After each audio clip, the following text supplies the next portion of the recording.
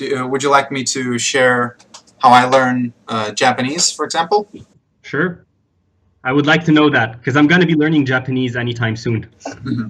Oh, I can help you a lot because I know that there were many things that I found. Like Japanese is a very unusual language. I don't know any other language that has several scripts for writing, and Japanese has 3 different scripts for writing: Hiragana, hiragana, katakana, and kanji. Right.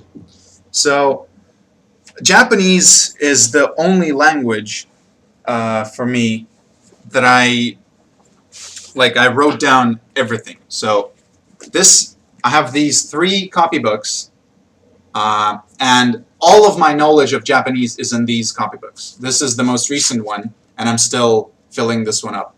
And it really helps. I started learning Spanish in summer of last year. It lasted for only 2 weeks because I lost interest in it quite quickly. But I started writing down everything into the copybook, and then very quickly I realized it's so pointless to do with Spanish or like any language that uses the Latin alphabet, because you don't have to practice your writing. For me, I wouldn't keep writing down everything in Japanese into my copybooks if it weren't helpful for my writing.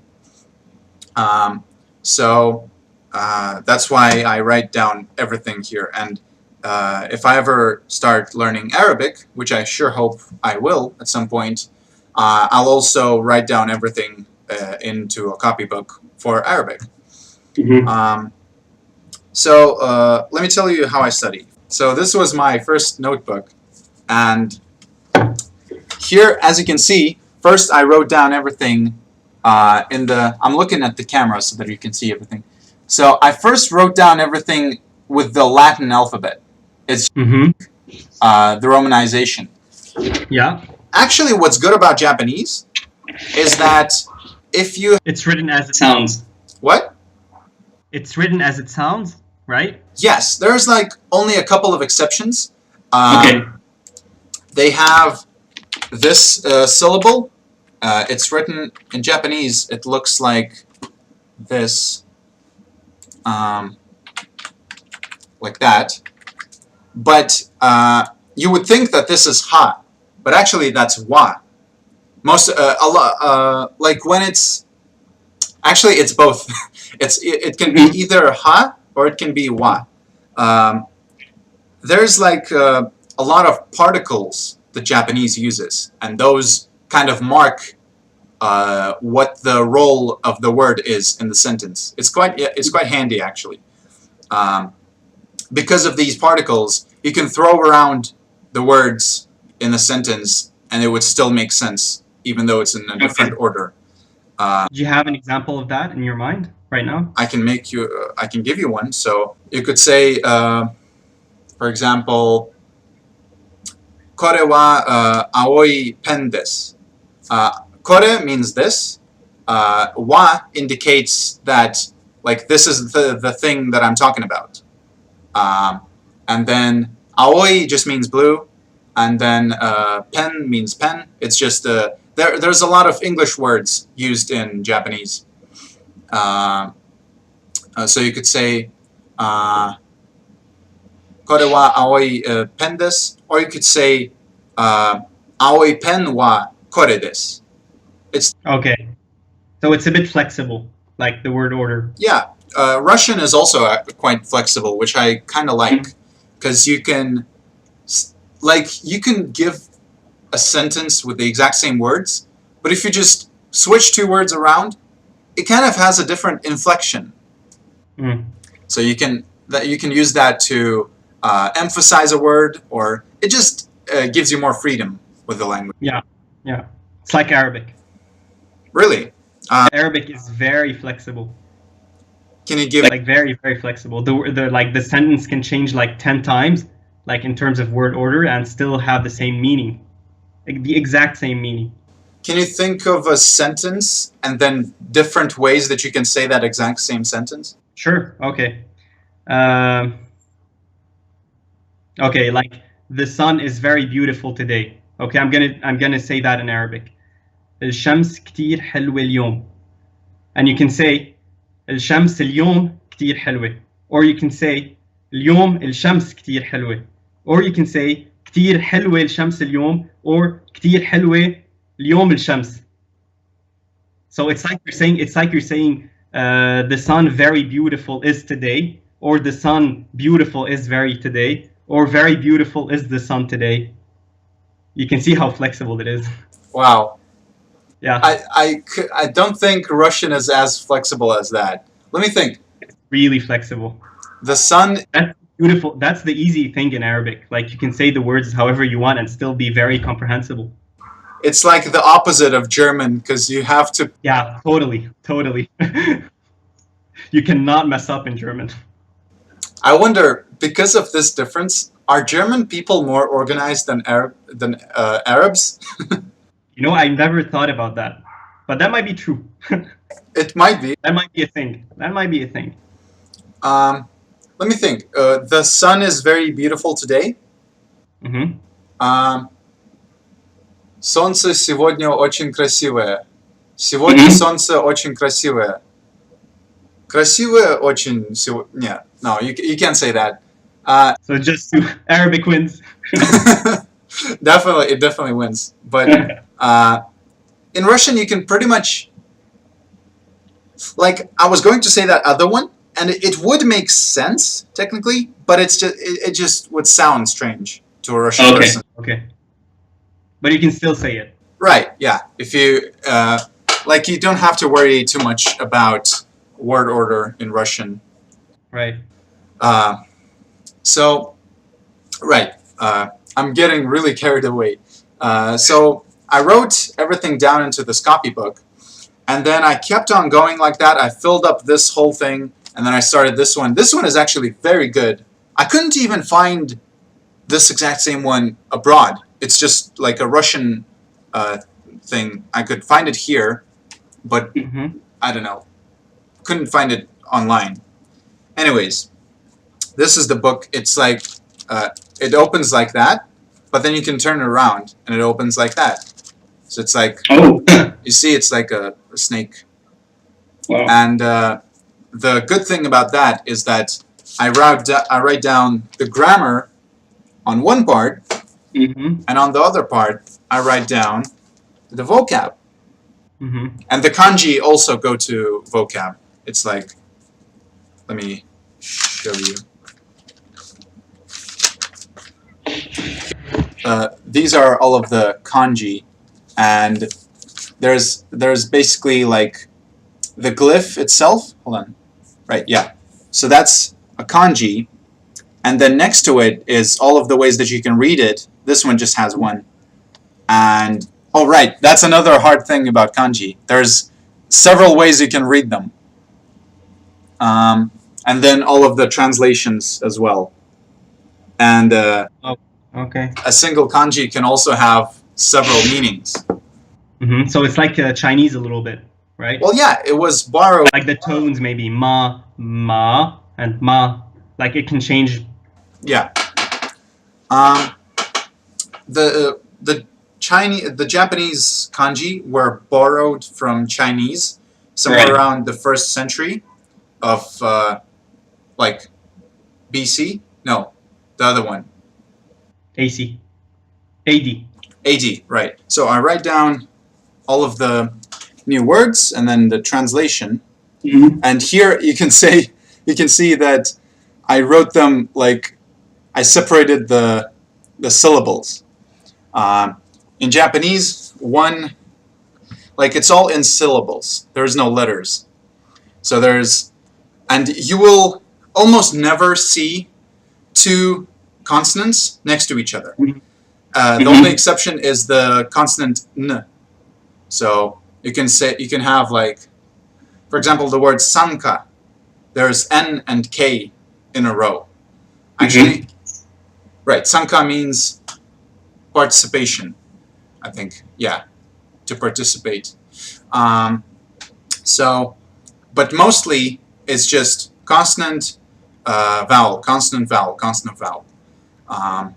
So there's the three scripts, the hiragana and katakana. They have the same set of syllables. It's 46, but some of those 46 can actually be hardened. So let me show you. This is the syllable. This is the one that means ka, and this one means ga.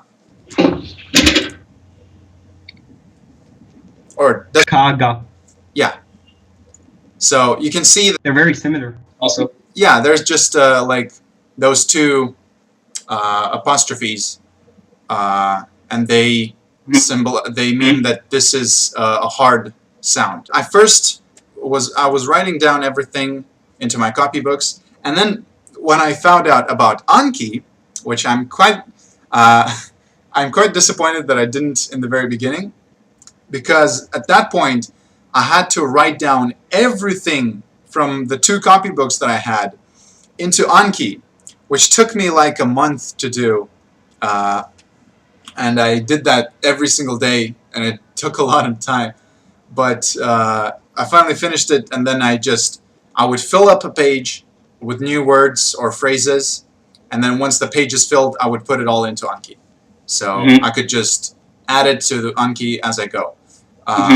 And I just, like when I'm going to school or I don't know, before I go to sleep, or a lot of the time when I'm just watching something on my computer, I spend my time going through cards in my decks. And I have a deck for Japanese kanji, and for German. So I just go through those. And I guess that's the gist of it. There's a lot of complications for when I study kanji. I write down everything. There's this very good online dictionary, which shows you all of the meanings and all of the readings of a kanji. And also, it shows you the stroke order, because you have to write every single kanji in a certain way. So this line goes from here to there, that line goes from there to there, and you have to know all of it. How did you learn that? Actually, well, first I wrote down everything in the end of the... So here, I wrote down all of the stroke order. Let me show you. There, that one. So that one means train station, or just any station. It looks like train station. Does it? How does it look like a train station? Like the rails and the train. The one on the left is... Oh, right. There's all of the arrows and all of the numbers in the way. Okay. That's not actually what it looks like. It's just it has all of the arrows next to it. Can you see that? Yeah, yeah. So the one on the left here means horse, and then I'm not sure what the one on the right means, but basically that whole compound means train station. And because I already know how to write the kanji for horse, I don't have to remember all 14 of the strokes. I have to just remember that I write down horse and then 4 additional strokes. But those 4 additional strokes, they also make a compound themselves. Those are called radicals, like the little building blocks of kanji. So I know another kanji that looks like this. Oh, hold on. It looks like that, and you can see the part on the right looks. That's horse. No, right? That's not horse. That's the other one. No. But basically, the one on the left means to say, and the one on the right is the other one. I should have probably looked up what that one means. But basically, like that's how many? 4. 11 strokes. That kanji is 11 strokes.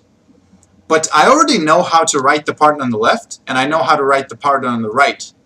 So I can just remember 1, 2. This block, that block. That's it. Okay, where do you start writing the strokes? How do you start writing them? Like from the bottom to the top, or left to right, or does it have to be in a certain? It has to be in a certain way. Like there's this one goes first, that one goes second, etc. Okay. etc. Okay. So. But as a rule of thumb, it basically goes from top left to bottom right. But that's just in general. It's just you have to know the specific way to write it. And I remember when I started learning kanji, I didn't learn kanji for quite a while. First I learned maybe 50 of them, but I knew them very, very badly. And then I actually started to study kanji in depth in October, I think. And now I know 582. Wow. And I remember when I first started learning kanji, I was so terrified because I thought, oh my god, there's all of these readings, all of these meanings that it has. And I was thinking, how do you, okay, I know that this kanji can be read in 10 different ways. How do I know which one to use? That was the hardest part for me. And then after a while, I realized you don't really need to remember all of the readings and then think, oh, okay, how do I read this? Is it that? Is it that? Is that? You need to remember the words where the kanji are used. So, for example, let me just give you a sentence.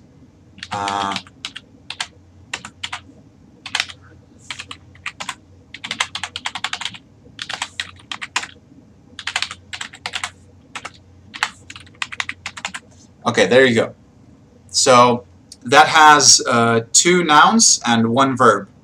And that's a total of 5 kanji. And some hiragana as well. But instead of going through all of the different possible ways to read every single one of those kanji, I know that the beginning one is read as watashi because that's how the word for watashi means. It's just one symbol, and it means I. And then the second word is 3 kanji, which are day, origin, or not day, sun, origin, and language. So for the first part, Nihon is Japan, which is the origin of the sun in the mind of Japanese people, which I kind of like. That's like the meaning of it. And then language. So Nihon, Japan, and language. So Nihongo, that's Japanese language. Go is language? Yeah. Well, the word, I think you can use go as language, but mostly people say gengo or kotoba. Those actually stand for the word language. But mostly you just say the word for the country and then go. And that's the language of that country. So Arabia go is Arabic. It's like in Chinese. What? It's like guo in Chinese, like zhongguo. Like zhong is middle and guo is country. Middle country is China. Oh right, it's the same. It's quite of the same thing. In Japan, like the guo and guo. In Japanese, China is Chugoku, and the first kanji of that is also middle. So yeah, that's watashi, and then the second word is nihongo, and then the last word is shaberu, which that one is a bit different because that's a verb, and it has like a part that, so you can see after shaberu after the kanji there's another kana. That kana stands for ru. So the kanji itself is read as shabe. And then you have to add that ending part, and then that's the whole verb, shaberu, which means speak. So I speak Japanese, or shaberu is kind of like chat, to chat. But the reason that part is not inside of the kanji is because that part you can change. So you can say shaberanai, which would mean don't speak.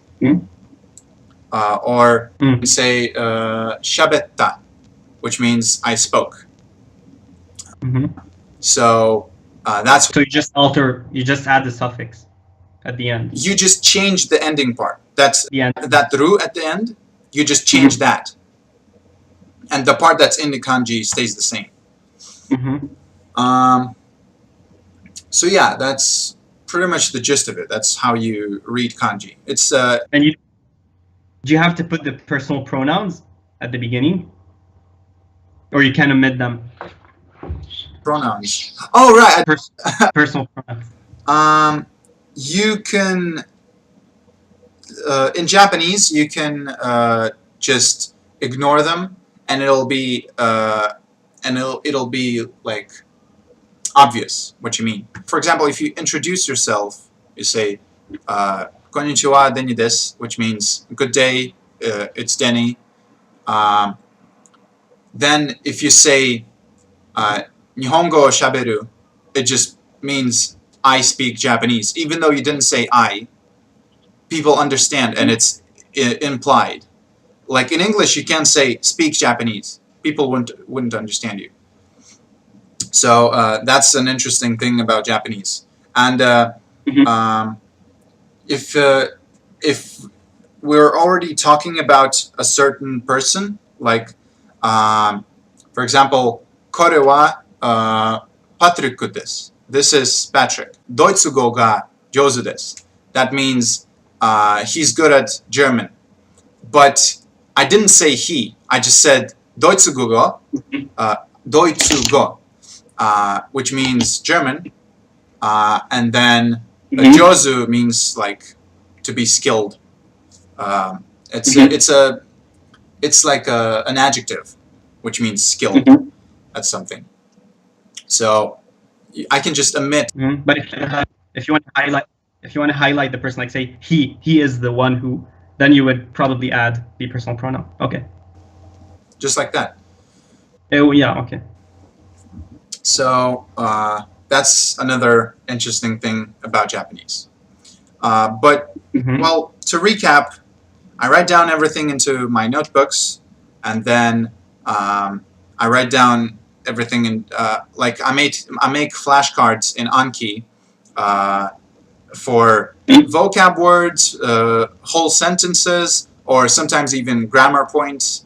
And then I go through my Anki and I rehearse all of the words. I learn new ones.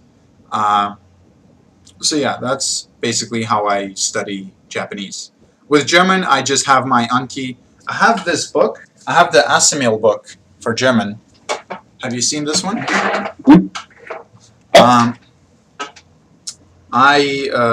This is the book that I use. I don't use it now because I have so much to catch up in Anki.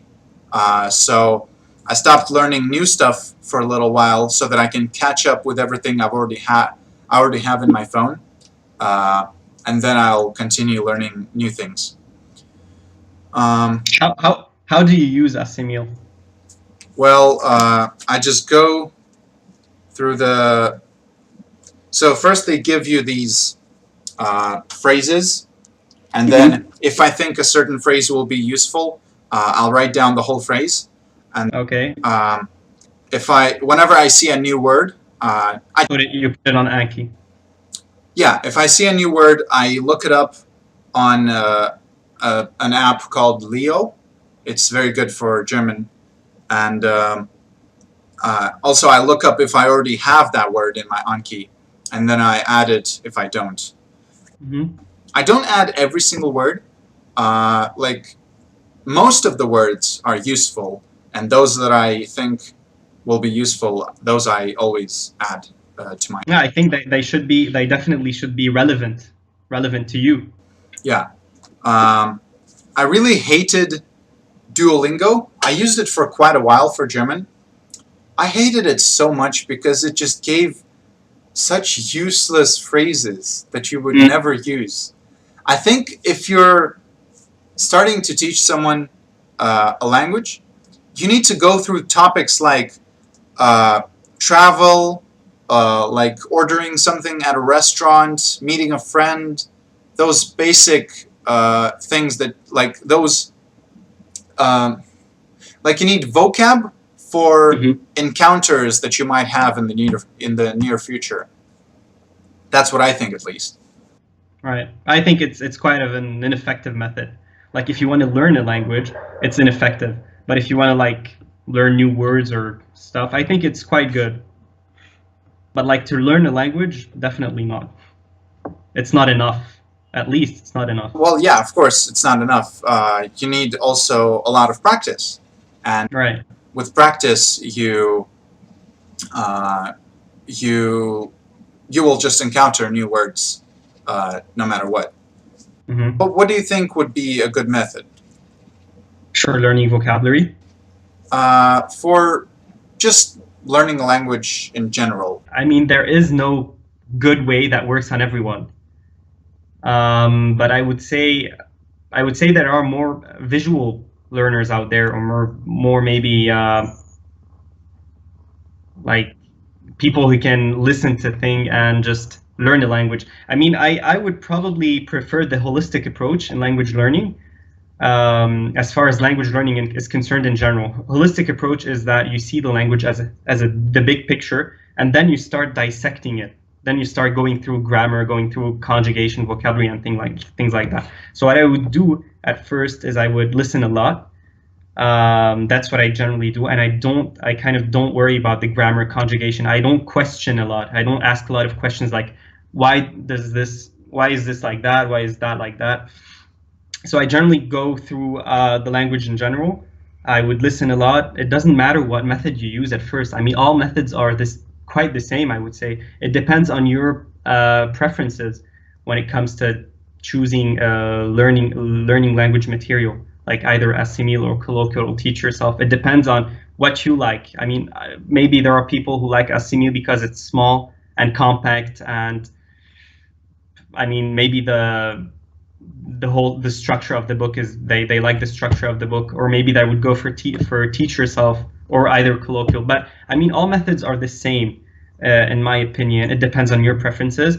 So you start using the method, you start listening a lot, but the most important thing is going out there, is starting to speak actively. If you want to speak the language, you have to teach your mouth how to say the words. So you have to start speaking actively, I would say. You have to get out of books. And what language learners they do at school, or language schools or institutions, is that they focus a lot on conjugation and grammar rules and stuff like that. I mean, they don't enjoy the language. They don't see it as a whole. And this is the exact opposite thing of holistic approach. So they would dissect the language right from the start, and they wouldn't concentrate on speaking, because speaking is a different ability. It's different than conjugation, grammar, and the other parts of language learning. So yeah, I think that this method is pretty ineffective. The method that is used in school, unfortunately, it's ineffective. At least for me. Yeah, it's a personal opinion. I definitely agree with that. I'm kind of unhappy with how they teach us Japanese at university. There's a lot of my classmates, they just don't want to use Japanese. They just want to go to university and then learn it from there. And I'm always eager to have the opportunity to use the language, because that's the most important part. And that's the most exciting part. Yeah, that's the most exciting part. And people like a lot of people when they ask me about how I learned English, because, well, quite a lot of people here struggle with English. I think people from anywhere in the world struggle with English, but they think that it's because I learned it from the first grade of school, and because like my school was it kind of went a bit more in depth into English, but I always explain that the reason that I got it to a good level, well, relatively good level, is because I used it a lot. Because I spoke with people on the internet, and uh, I listened a lot to other people speaking it. So that's the biggest part. Uh, once you can, it's possible to learn all of the grammar, but then once you learned all of the grammar, then where do you go from there? You need to actually be able to use that in practice. So, and also it might seem like when you're just speaking to someone, you're not really learning anything new.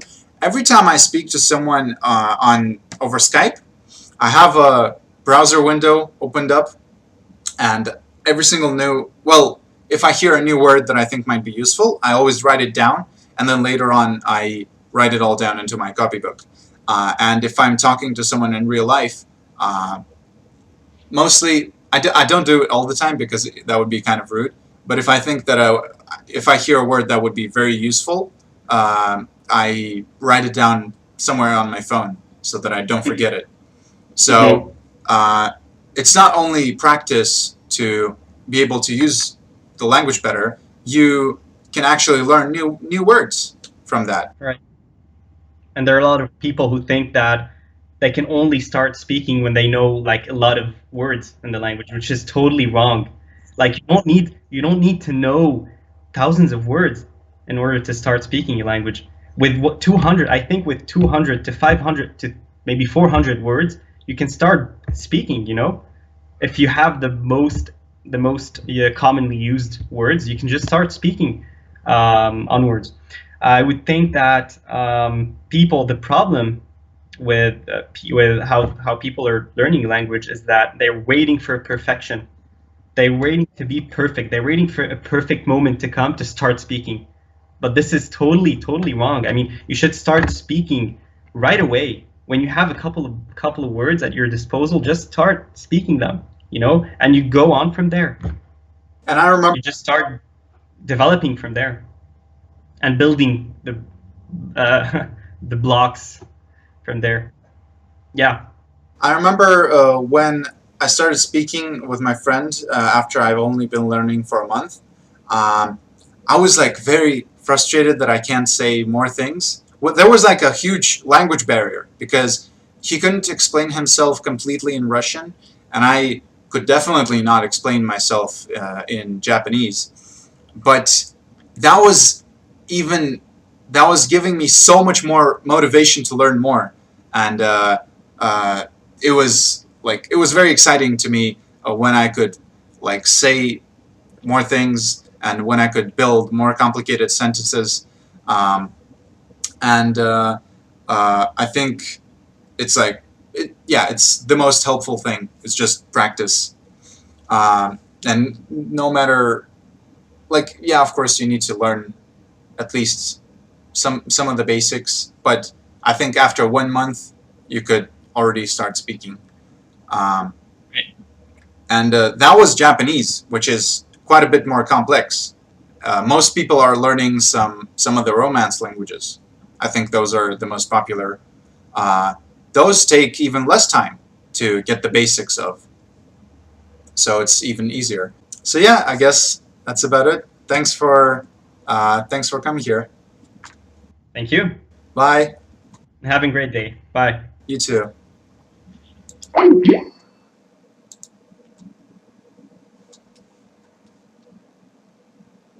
What a cool guy.